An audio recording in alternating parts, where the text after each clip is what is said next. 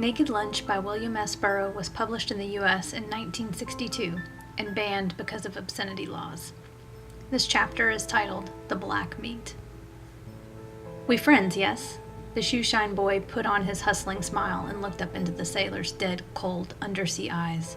Eyes without a trace of warmth or lust or hate or any feeling the boy had ever experienced in himself or seen in another, at once cold and intense, impersonal and predatory. The sailor leaned forward and put a finger on the boy's inner arm at the elbow. He spoke in his dead, junky whisper. "With veins like that, kid, I'd have myself a time."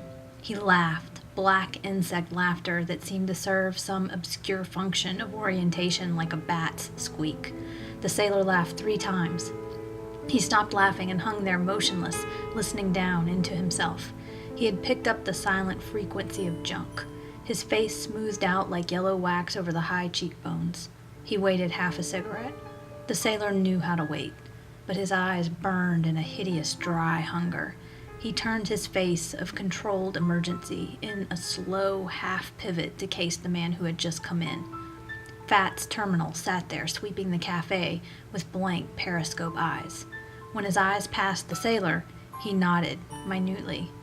Only the peeled nerves of junk sickness would have registered a movement. The sailor handed the boy a coin. He drifted over to Fat's table with his floating walk and sat down. They sat a long time in silence. The cafe was built into one side of a stone ramp at the bottom of a high white canyon of masonry.